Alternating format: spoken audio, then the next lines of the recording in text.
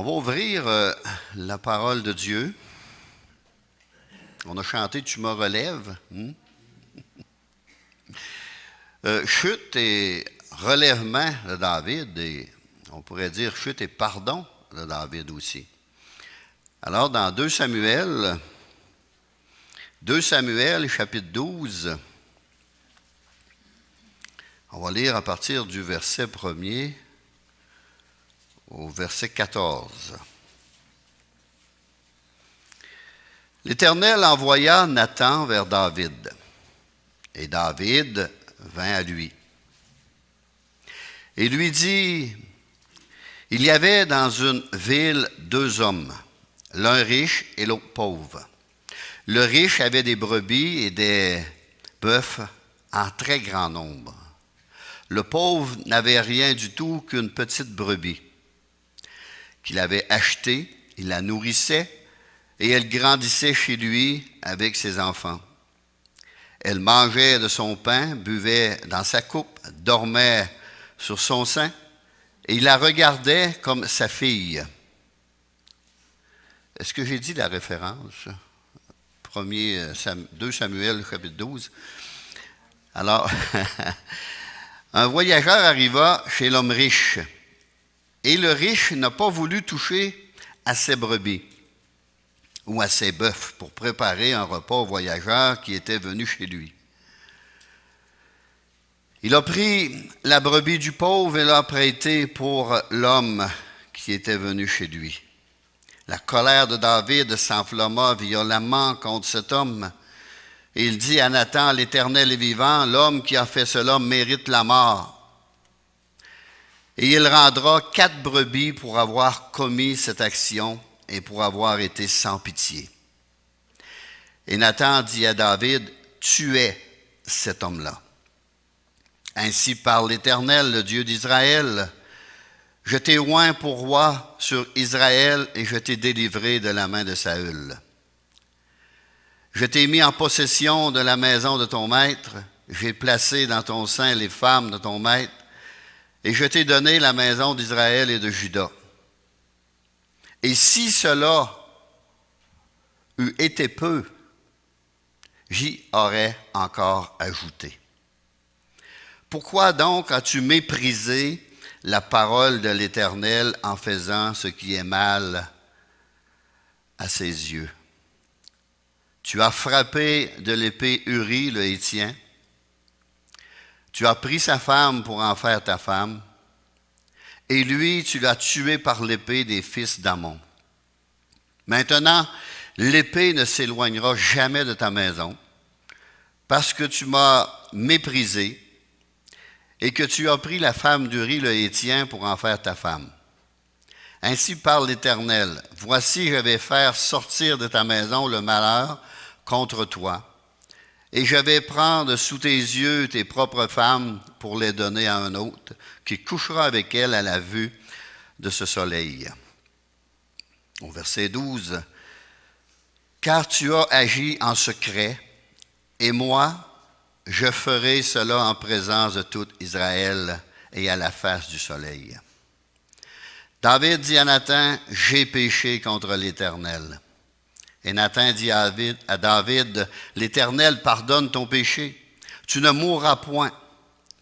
Mais parce que tu as fait blasphémer les ennemis de l'Éternel, en commettant cette action, le fils qui t'est né mourra. » Amen. Prions. Seigneur, puisses-tu nous éclairer, nous parler au travers de ta parole, cette parole qui est vivante, pénétrante, Seigneur, cette parole qui nous enseigne, qui nous instruit, qui nous guide, qui nous dirige, qui nous rappelle tes voies, Seigneur. Que cette parole soit puissante ce matin pour nous parler. Parle à nos cœurs par la puissance de ton Saint-Esprit. Et c'est dans le nom de Jésus que je prie. Amen. Alors, c'est toute une histoire. On a vu que Dieu voit tout, Dieu sait tout, Dieu connaît tout et a envoyé un homme de Dieu, un prophète, Nathan, révéler une petite histoire au roi. Et le roi est venu en colère, mais c'était le problème. C'est lui le problème. Mais David a avoué ses torts.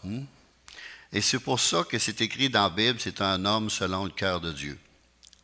Pas à cause de sa nature pécheresse, mais il était capable d'avouer, il était capable de s'humilier, de reconnaître ses erreurs. Dans 1 Corinthiens 10, verset 12, « Que celui qui croit être debout prenne garde de tomber. » Des fois, on est debout, ça va bien. Là, on pointe tout le tour de nous autres. Ah! Un homme avait dit un jour à un autre homme, il avait eu une chute, il dit, ça aurait pu être toi.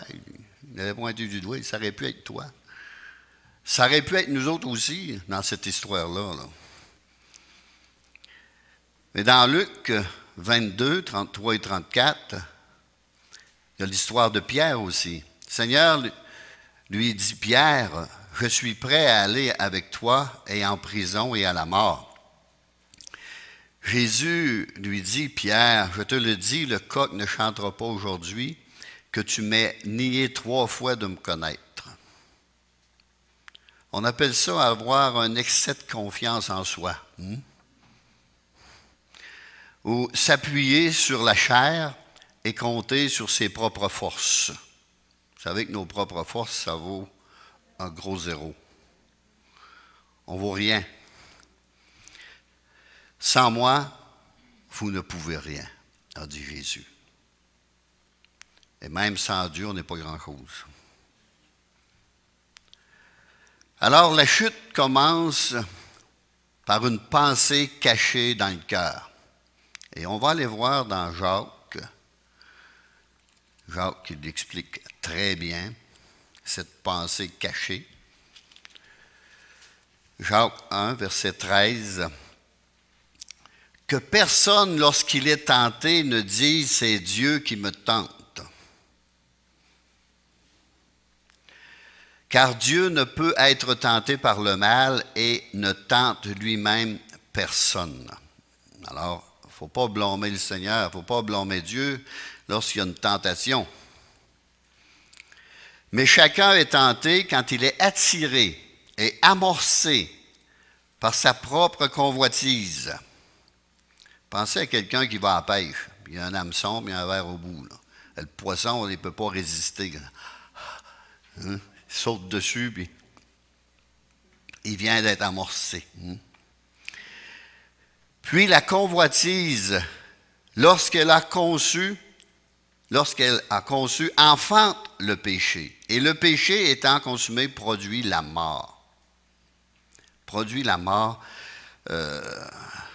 spirituelle. Et souvent, il peut y avoir les deux, physique et spirituel. Alors, attirer. Tout comme les animaux peuvent être attirés vers la mort par des appâts alléchants.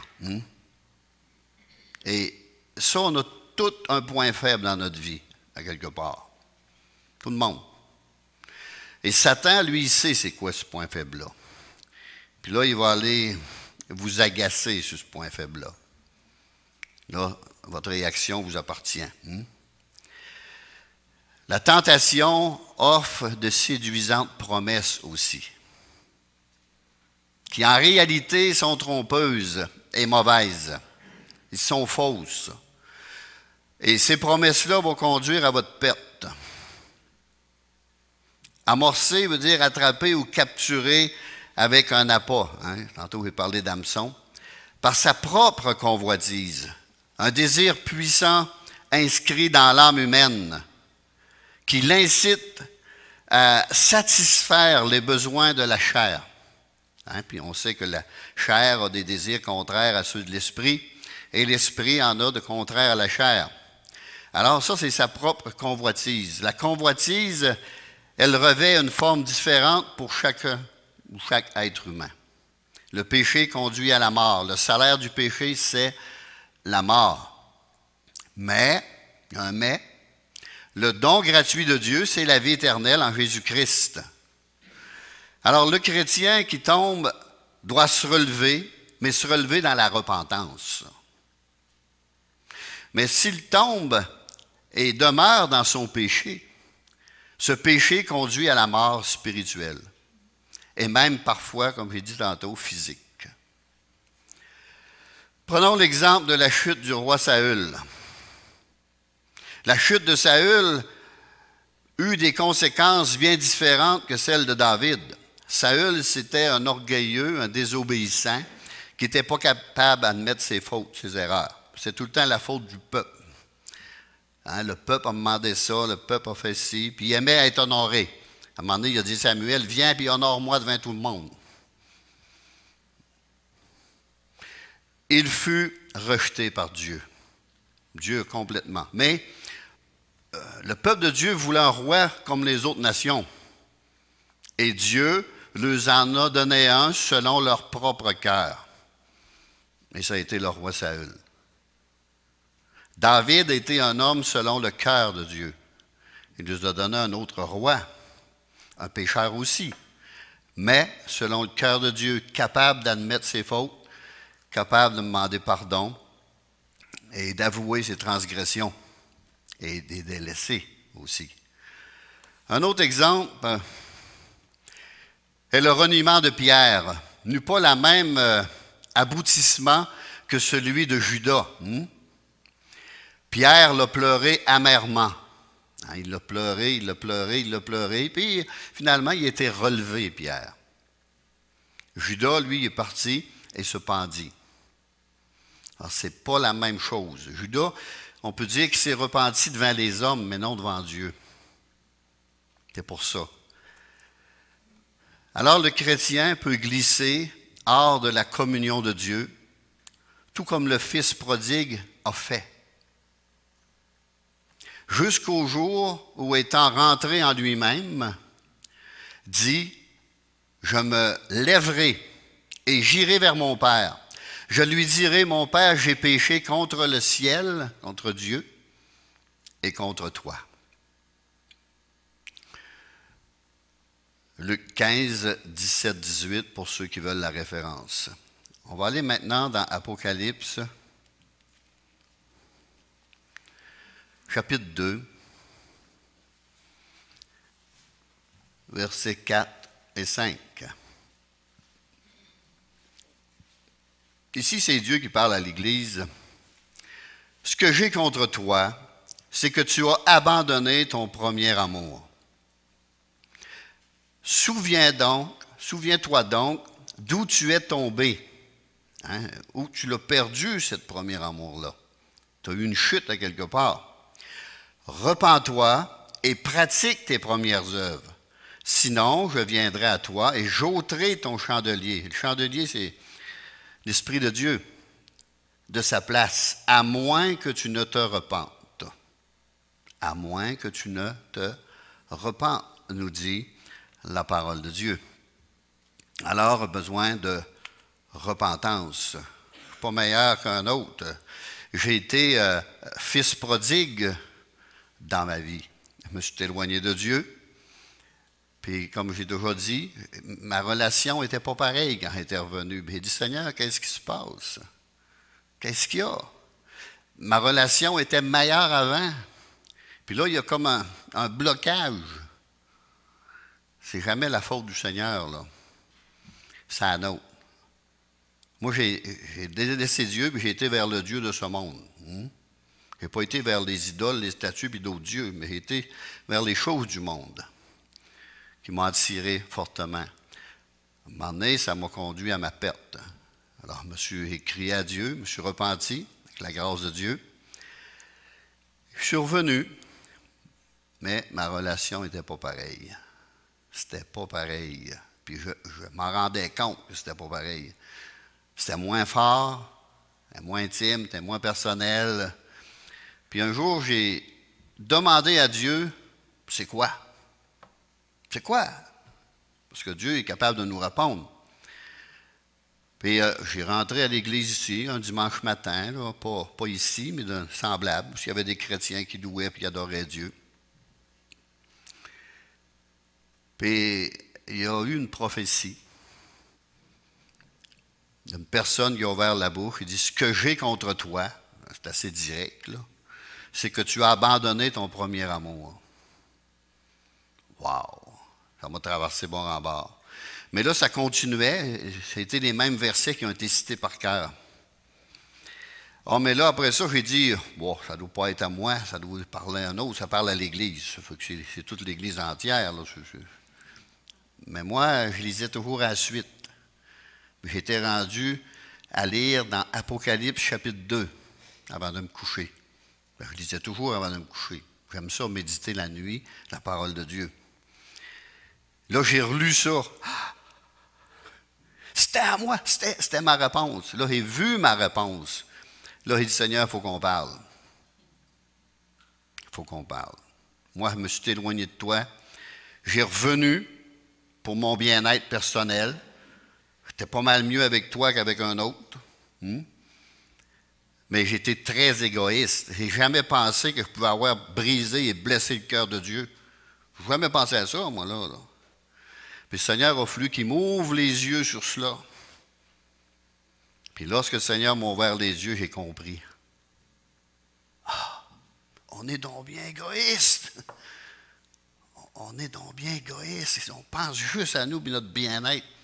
Jamais j'avais pensé qu'il avait déchiré le cœur de Dieu. Mais le Seigneur, il nous aime. Si vous saviez comme il nous aime. Alors le Seigneur m'a fait comprendre cela. Et là, je me suis vraiment repenti. Vraiment repenti, profondément. Avec larmes. Les cris du cœur. Et le Seigneur m'a relevé. Alors, que celui qui est sans péché jette la première pierre. La parole de Dieu sonde les cœurs.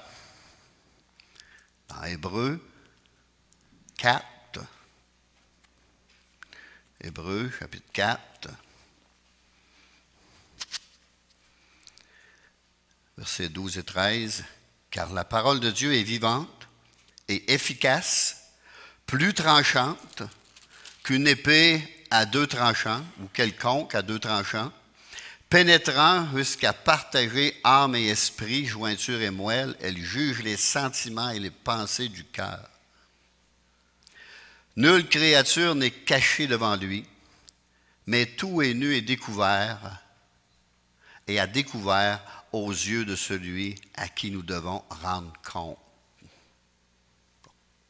On va avoir des comptes à rendre. David a eu des comptes à rendre. Dieu avait tout vu ça. Je ne sais pas où ce que David avait la tête, là, en pensant que Dieu ne voyait pas ça. Pourtant, il savait. Mais d'un moment d'aveuglement, le péché aveugle, hein? Il nous aveugle terriblement. Puis là, on se fait accroire des affaires, toutes sortes d'affaires, là, puis on les croit, mais c'est faux. Hein? Même la Bible parle de faux raisonnements. On peut se faire de faux raisonnements sur la parole de Dieu, de faux raisonnements sur Dieu. Alors, examinons la nature de la chute de David. Il était coupable d'adultère et de meurtre. 2 Samuel au chapitre 11, on voit ça. Le meurtre d'Uri était une ruse ingénieuse de la part de David pour couvrir la honte de son péché commis avec Bathsheba, la femme d'Uri. On peut voir par l'exemple de la chute de David dans quel gouffre un enfant de Dieu peut tomber dans un moment d'égarement. David n'est pas le seul à avoir glissé dans la boue du péché par la convoitise des yeux. Dans le jardin d'Éden, avant de prendre le fruit défendu, Ève le fixa. Quand on arrête nos regards trop longtemps à une place, là, elle le fixa du regard. Genèse 3,6, la femme vit que l'arbre était bon à manger. Ah, c'est un fruit, ce n'était pas un homme ni une femme, c'était un fruit, là, parce qu'il y avait juste Adam. Elle aurait dû avoir les yeux sur son mari. Mais là, elle a dévié et convoité quelque chose qui était agréable à sa chair. Bon à manger, agréable à la vue et qu'il était précieux pour ouvrir l'intelligence. Avec lui, avec elle, et que je vais être heureux, et que je vais être heureuse. Il est assez bon, il est assez fin, c'est l'homme, l'être parfait. Parlons pour les deux, là. L'être parfait. Elle prit de son fruit et en mangea. Depuis le péché d'Adam et Ève, tous les hommes naissent avec une nature pécheresse. Elle en a mangé, mais elle l'a offert à son mari. Puis là, posez-vous la question. Peut-être Adam, il aurait peut-être pu refuser aussi de manger ce fruit-là. Vous savez, quand il y a l'adultère d'un couple, ça peut arriver, ça. Hein, ça arrive. Avant ça, ça arrivait une fois de temps en temps dans un village, et tout le monde était en parlant un mois de temps. Aujourd'hui, c'est rendu que c'est quelque chose de banal. Mais Satan va venir vous voir, puis il va vous offrir le fruit défendu. Lui qui est tombé, là, vous le regardez, est heureux, joyeux, les pieds, il est dans l'illusion totale, les pieds décollés de terre, il vit dans un autre monde, tant d'amour par-dessus la tête. Vous êtes là, puis vous avez juste envie de... Hein? Faut cacher les fusils, cacher les cordes. Adam, c'est un peu ça qu'il vivait, là. Il n'avait juste une, puis il perdait, là. Il ne pouvait pas se tourner et aller en chercher un autre. Il n'avait pas d'autre. Ça fait que... Ces années-ci, ils se virent de bord innocents. Hein? Une de perdue, 10 de retrouvée. C'est tout un dicton. C'est très rapide, ces années-ci. Fait que le gars, il tombe tout de suite dans les bras d'un autre. C'est normal de le faire, mais ce n'est pas biblique de le faire. On s'amène que du malheur. Après ça, c'est dur de réparer les pots cassés. Adam et Ève, alors tous les hommes naissent avec une nature pécheresse depuis ce temps-là. Et cette corruption de la nature humaine a engendré le désir de suivre ses penchants, souvent égoïstes, sans tenir compte de Dieu ni des autres, parce que vous ne pouvez pas commettre de péché sans faire mal aux autres. Si David s'était imaginé qu'il ne faisait pas mal à personne, là. Et cette nature est transmise à tous les êtres humains. Genèse 6,5. L'Éternel vit que la méchanceté des hommes était grande sur la terre et que toutes les pensées de leur cœur se portaient chaque jour uniquement vers le mal. On se croirait en 2022. Uniquement vers le mal. À l'époque de Noé, le péché se manifestait de façon frappante, surtout dans 2 domaines. La convoitise sexuelle et la violence. Et ça n'a pas changé beaucoup. C'est toujours par la convoitise sexuelle et la violence que le mal, on pourrait dire, trouve son expression la plus grande. De nos jours, la société est dominée par l'immoralité, l'impureté, l'impiété, la pornographie et sur la violence. Essayez de trouver un film non violent, vous allez avoir beaucoup de misère. Là, on ne parle pas des cassettes vidéo, là, puis ces jeux-là. Là, ces jeux-là, c'est rempli de violence. Là. C'est juste tuer dans ça. La tuerie, pour moi, il n'y en a même pas un qui n'y a pas de tuerie. Et on en parle sans cesse, aux nouvelles, à la TV, tous les jours, on parle de violence. Puis là, on parle de violence envers les femmes aussi. Mais ils ne nous comptent pas toutes les histoires, là. Quand vous fouillez un peu, un divorce. Une tricherie. Un adultère. Une tromperie. Dieu il dit que c'est la pire chose pour défaire un homme. C'est la pire chose pour faire enrager quelqu'un aussi.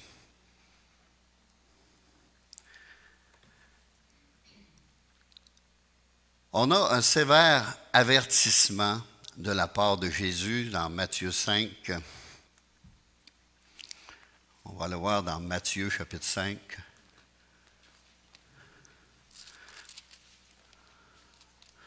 On va lire à partir des versets 27 et 28. Vous avez appris qu'il a été dit, tu ne commettras point d'adultère.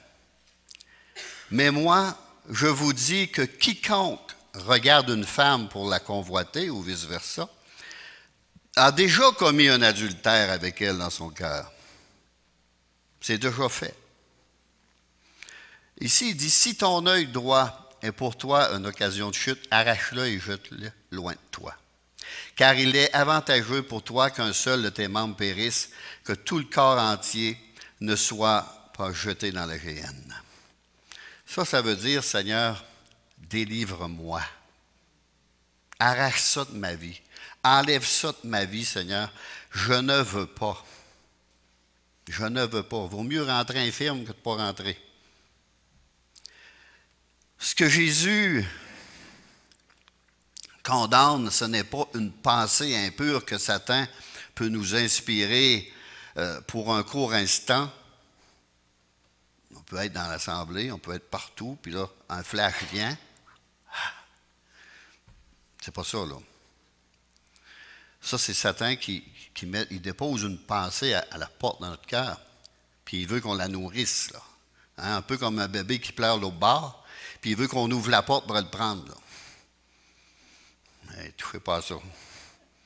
Il va essayer d'aller vous chercher dans vos sentiments, dans toutes les choses, puis...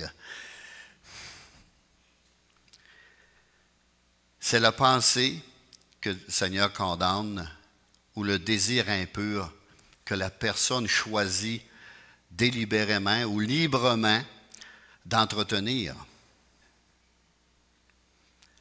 Le désir devient alors immoral. C'est la pensée. Il faut faire un ménage dans nos pensées. Il faut étudier nos pensées. Puis si c'est une pensée qui peut m'emmener à pécher ou à l'immoralité, je rejette cette pensée-là au plus vite. Je ne commence pas à la nourrir. Ah, ouais, faites pas comme Ève, là, devant le fruit défendu. Ah, il est beau, il est bon. Avec lui, c'est merveilleux. Il y a de l'argent plein de poche. Pensez plutôt au mal que vous allez faire. À l'autre qui va être détruit, l'autre qui va chercher une corde ou qui va se ramasser à l'hôpital. Pensez à tous les enfants qui vont être malheureux. Pensez à tous les parents aussi qui en souffrent. C'est à ça qu'il faut penser.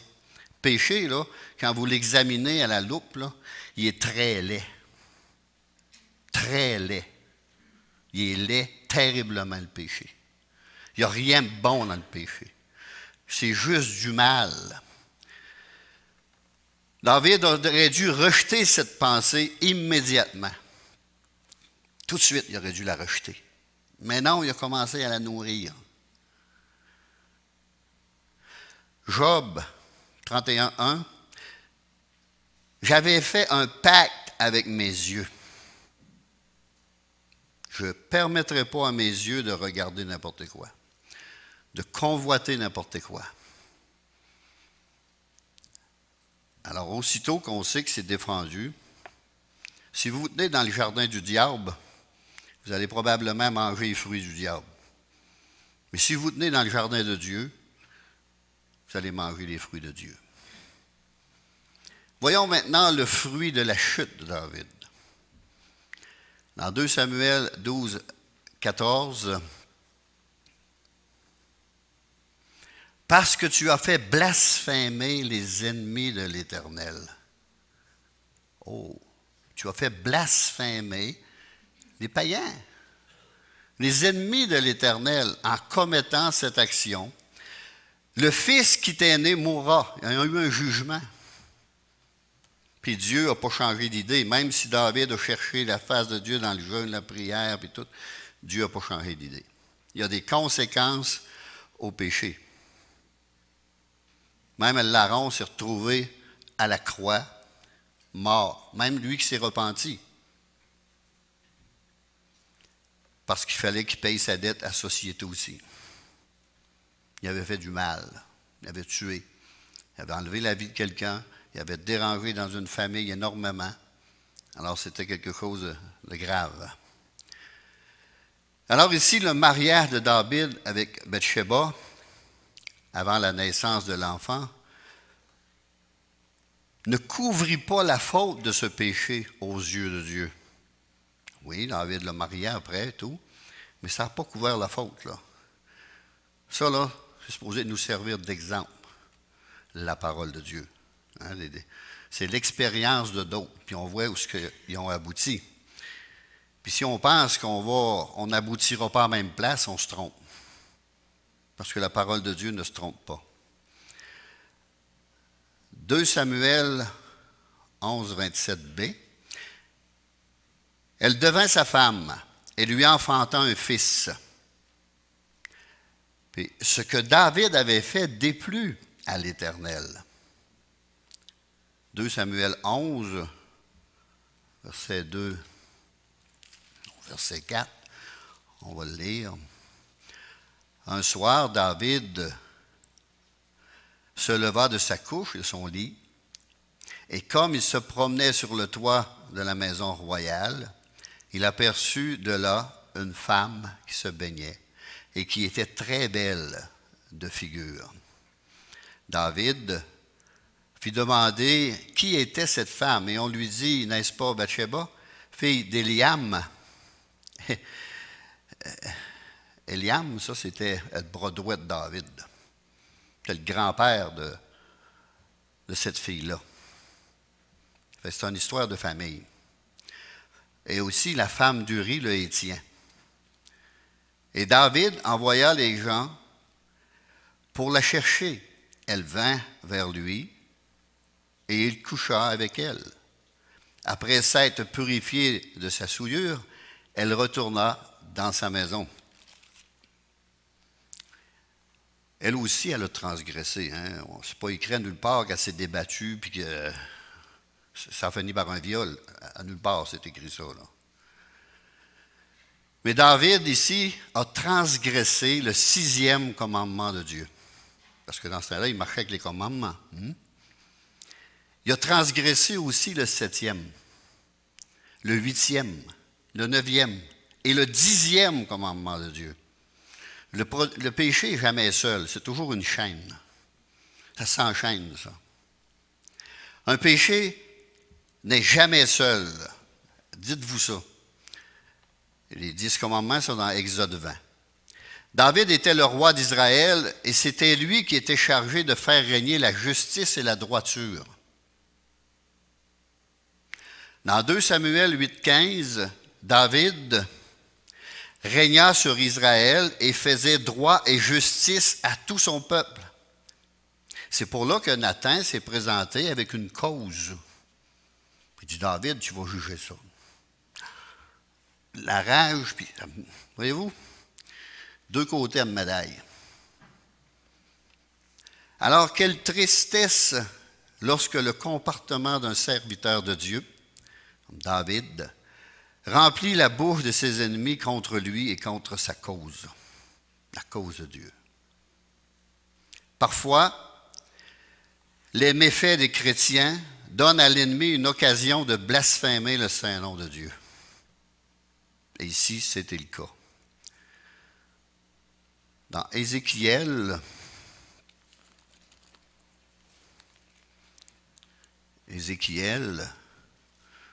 36, verset 23.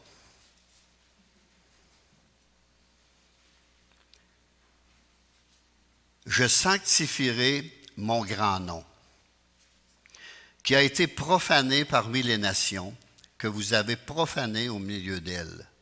Et les nations sauront que je suis l'Éternel, dit le Seigneur éternel, quand je serai sanctifié par vous sous leurs yeux.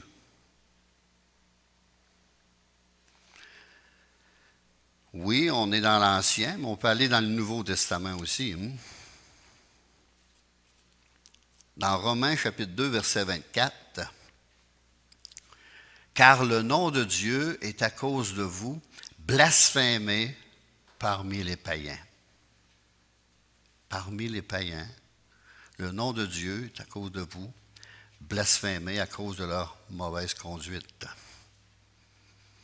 On se souvient de l'histoire du prophète Nathan avec David, qu'on vient de lire. Au verset 5, David s'était enflammé de colère, une colère violente contre cet homme. L'homme qui a fait cela mérite la mort. Il méritait d'être tué. Il est plus facile pour David de juger le péché chez les autres que chez lui-même. Nous autres aussi. Pendant qu'on en pointe un, il y a plusieurs doigts qui se pointent vers nous. Il y en a au moins 3, puis si on le pousse croche un peu, il y en a 4. Puis on est bon pour ça. Verset 7, « Tu es cet homme-là. » Là, David, il aurait eu le pouvoir de faire tuer Nathan, puis que l'histoire aurait arrêté là. T'es roi. Il dit, je vais le faire tuer, puis ça va arrêter là. Mais Dieu en aurait suscité un autre, puis ça aurait été encore un autre meurtre, puis un autre meurtre, puis un autre. Ça serait toujours aggravé. Alors, verset 13, David dit à Nathan, « J'ai péché. » Contre qui? Premièrement, contre l'Éternel. Premièrement, contre l'Éternel. Quand un homme découvre qu'il a péché contre Dieu, il cesse de se justifier lui-même. Sinon, il se justifie sans arrêter. Puis on est bon pour se justifier et en trouver des bonnes. Moi, des fois, je parle à des personnes, puis là, ils commencent à se justifier. Pareil comme s'ils ne verraient rien. Là. Pareil comme s'ils seraient idiots. Ce que tu es en train de m'expliquer là, ça ne tient même pas debout. Là. Si tu savais. Puis tous les pasteurs vivent ça. Là. David ne cherche aucune excuse pour se justifier et ne blâme personne. Complètement le contraire du roi Saül. Il est trop profondément touché, convaincu de péché, pour apporter la moindre résistance. La conscience de David n'était pas encore morte. Mais si sa conscience aurait été morte, il aurait fait tuer Nathan. Parce qu'une conscience morte rend un homme aussi arrogant que le diable en personne. Très arrogant. Parce que sa conscience est morte. Il n'a pas de conscience, dans le fond. Comme il y a un meurtre, il se couche puis il dort comme un bébé. C'est ça, pas avoir de conscience. Il fait du mal, puis il y en a que c'est plus loin que ça, ils s'en réjouissent en plus. L'homme de Luc 18, 13 n'osait pas même lever les yeux au ciel,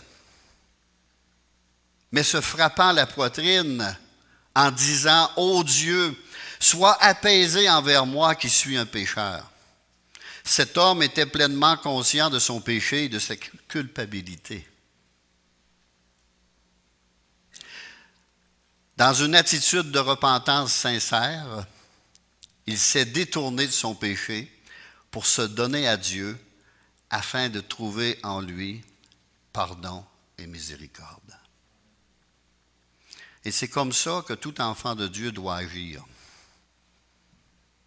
Au verset 14, Jésus a déclaré, je vous le dis, celui-ci descendit dans sa maison justifié, rendu juste aux yeux de Dieu. Dieu a passé l'éponge, ça. Nathan dit à David, l'Éternel pardonne ton péché. C'est merveilleux, ça, parce que David aurait dû être tué. Mais Dieu, dans sa grande miséricorde, dans sa grâce, lorsqu'on avoue nos transgressions, Il n'avait pas encore fini avec David, sa mission. Dans 1 Jean 1,9, si nous confessons nos péchés, il est fidèle et juste pour nous les pardonner. Mais ça, il faut le croire, là. Il faut le croire qu'on est pardonné, là. Si on les confesse honnêtement, il faut croire ce que la Bible nous dit. On va aller dans un psaume de repentance. Psaume 32. Ici, c'est David qui exprime son bonheur, sa joie. Il célèbre cet abondant pardon de la part de Dieu. Psaume 32, verset 1. Heureux celui à qui la transgression est remise, à qui le péché est pardonné. Heureux l'homme à qui l'Éternel n'impute pas l'iniquité, parce que c'était très juste, très injuste ce que David avait fait. Et dans l'esprit duquel il n'y a point de fraude. Être honnête avec Dieu. Être honnête avec soi-même aussi. Tant que je me suis tu, mes os se consumaient. Je gémissais toute la journée. On voit que l'esprit plaidait encore. Car nuit et jour, ta main s'appesantissait sur moi. Ma vigueur n'était plus que sécheresse, comme celle de l'été. Je t'ai fait connaître mon péché. Je n'ai point caché mon iniquité. J'ai dit, j'avouerai mes transgressions à l'Éternel, et tu as effacé la peine de mon péché. Pour ne pas tout lire, on va aller au verset 11. Juste, réjouissez-vous en l'Éternel et soyez dans l'allégresse. Poussez des cris de joie, vous tous qui êtes droits de cœur. Vous tous qui êtes droits de cœur. Quelle joie, quel bonheur pour ceux qui ont reçu de Dieu le pardon de leurs péchés. Plus de culpabilité. Elle ne pèse plus sur leur cœur. Leur pensée et leur conscience n'est plus troublée non plus. Un tel bonheur est accessible à tous les pécheurs qui viennent à Jésus-Christ. Dans Matthieu, chapitre 11, verset 28. Matthieu 11, 28. Venez à moi, vous tous qui êtes fatigués et chargés, et je vous donnerai du repos. Ça, c'est une invitation. Venez à moi. Prenez mon joug sur vous et recevez mes instructions, car je suis doux et humble de cœur, et vous trouverez du repos pour vos âmes, car mon joug est doux et mon fardeau léger. Oui, parce qu'à cause du pardon, à cause de l'amour de Dieu. Dans Michée 7, 18, quel Dieu est semblable à toi, qui pardonne l'iniquité, qui pardonne le péché, l'injustice, qui oublie les péchés et ne garde pas sa colère à toujours, car il prend plaisir à la miséricorde, il prend plaisir au pardon. Verset 19, il aura encore compassion de nous. Il mettra sous ses pieds nos iniquités. Pas juste le diable, mais sous nos pieds. Il mettra sous ses pieds nos iniquités. Écoutez bien, tu jetteras au fond de la mer tous leurs péchés. Tu jetteras au fond de la mer tous leurs péchés. Un jour, j'avais dit à un pasteur que quand quelqu'un se repentait, le Seigneur il dit qu'il jetait tout au fond de la mer. Puis il l'oublie. C'est pas biblique ce que tu dis là. C'est pas écrit nulle part dans la Bible. J'aimerais qu'il serait ici ce matin. Je l'ai trouvé. J'ai fait des petites recherches, puis je l'ai trouvé, mot pour mot. Ce pasteur-là n'emmenait pas le monde à la repentance. Un coup que tu es chrétien, tu n'en fais plus de péché. Tout est pardonné à mesure. C'est faux. C'est carrément faux. C'est anti-biblique. Ce n'est pas ce qu'on retrouve dans le Nouveau Testament d'aucune façon. D'aucune façon. Un jour, quelqu'un m'appelle. Puis j'ai dit, le Seigneur, il nous corrige dans la Bible. Et si il voit qu'on s'en va croche, il va nous corriger, il va nous redresser, parce qu'il nous aime. Je viens d'écouter quelque chose sur Internet qui dit que Dieu ne nous corrige pas, puis il aime ses enfants, puis jamais qu'il... Hey, ouvre ta Bible dans Hébreu, là, chapitre 11, puis il va lire. Internet. Faux prophète qui annonçait du mensonge. Ben, c'est sûr que c'est plaisant à écouter, ça. Oh, c'est merveilleux. C'est pas comme apporter un message comme aujourd'hui, là. Ça, c'est plaisant. Ça, c'est... Tout le monde, là, ils veulent t'embrasser après la réunion. Alors ici, David a reçu un pardon immédiat. Aussitôt la confession fut faite, le pardon est arrivé. L'Éternel pardonne ton péché. Aussitôt qu'il l'a avoué, aussitôt qu'il a dit coupable. Là où il y a une confession honnête, Dieu ne reste pas jamais sourd. Mais il faut qu'il y ait une confession honnête. Un cri du cœur. Et là, il va déverser sa grâce, sa bonté. Tu jetteras au fond de la mer tous les ou leurs péchés. Jean 1, 29. Voici l'agneau de Dieu qui ôte le péché du monde. Puis Jésus, combien de fois a dit, va, tes péchés te sont pardonnés. Prends courage, mon enfant, tes péchés sont pardonnés. Prends courage. Matthieu 9, 2, pour ceux qui veulent la référence. Ce pardon des péchés fut accompagné d'une promesse. Tu ne mourras pas. Tu ne mourras point. Le pardon de Dieu est associé à une promesse de vie et non une promesse de mort. Éphésiens 1, 7. En lui, nous avons la rédemption par son sang, la rémission des péchés selon la richesse de sa grâce. Avez-vous bien saisi? En lui, en Jésus-Christ, nous avons la rédemption par son sang, la rémission des péchés selon la richesse de sa grâce. Romains 6, 23 encore. Le salaire du péché, c'est la mort. David aurait été supposé d'être tué. Mais le don gratuit de Dieu, c'est la vie éternelle en Jésus-Christ, notre Seigneur. Je ne sais pas si vous vous souvenez du livre du voyage du pèlerin. Guillaume Brunham a entendu une voix lui dire un jour, « Veux-tu garder tes péchés et aller en enfer? Ou les abandonner et aller au ciel? » Il avait entendu ça. Chose certaine, nous ne serons jamais justifiés tant et aussi longtemps que nous n'aurons pas confessé nos péchés et cru au Seigneur Jésus-Christ.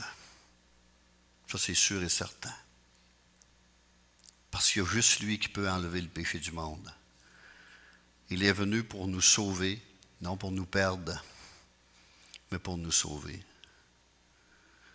Vous savez, ces temps-ci, je fais beaucoup d'études, puis je suis juste dans ça.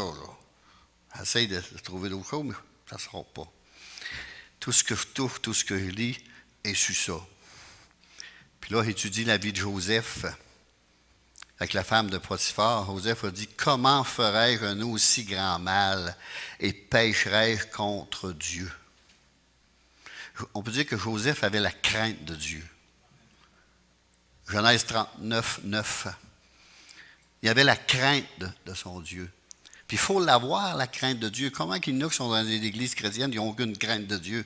Dieu est amour, Dieu est amour. Oui, mais Dieu est amour, mais pas fou, Dieu, là. À un moment donné, Seigneur, pardon. Ça fait 200 fois, là. Le Seigneur, il dit, tu n'as pas envie de me demander la délivrance. Il faut te l'accorder, en plus de mon pardon. Puis tu n'auras pas besoin de revenir ici chaque semaine pour recommencer. Il est même Dieu. Il nous promet la victoire, il nous promet la délivrance, il nous promet le salut, il nous promet son esprit dans notre cœur, dans notre vie. Il nous promet tout ça. Puis, il nous voit. Essayez pas d'échapper à l'œil de Dieu, vous serez jamais capable. Je ne sais pas ce que David avait dans la tête, là. Mais c'est son péché qui l'a aveuglé. Il a été aveuglé complètement, puis sans penser aux conséquences. Il n'y a pas un péché qui n'aura pas de conséquences. Pensez aux conséquences, puis ça va vous stopper de pas mal. Amen. Prions.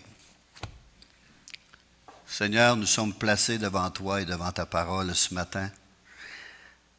Tu as su parler en nos cœurs par la puissance de ton Saint-Esprit. Parce que c'est ta parole, Seigneur. C'est toi qui convaincs. C'est toi qui parles au cœur dans l'assemblée, Seigneur. C'est toi qui parles aux gens par ton esprit. C'est toi qui les rends attentifs et à l'écoute de ta parole. Toi et toi seul, Seigneur. Peux-tu trouver des cœurs réceptifs à ta parole ce matin, qui accueillent ta parole avec joie, qui accueillent ta parole, Seigneur, oui, avec joie et bonté, Seigneur, parce que tu es bon.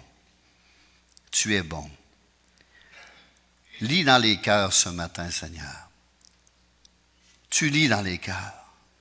Tu vois tout, tu connais tout. Et rien n'échappe à ton œil. Mais tu es rempli de pardon, de miséricorde, de grâce et de bonté et d'amour envers nous, Seigneur. Regarde et entends les prières.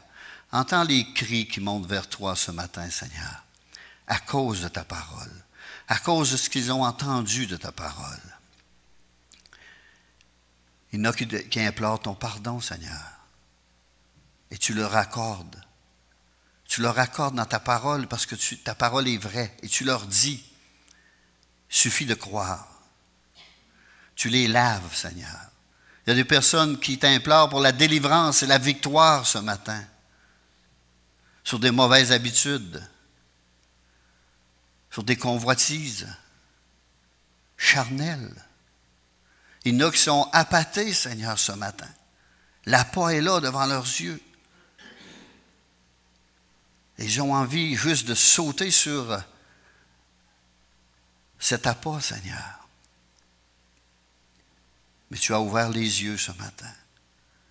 Tu leur as parlé, Seigneur. Tu as montré les conséquences à cela. Tu as montré que tu as horreur du péché. Et lorsque nous regardons à la croix du Calvaire, Seigneur, c'est le péché que nous voyons. C'est le péché qui a crucifié Jésus-Christ.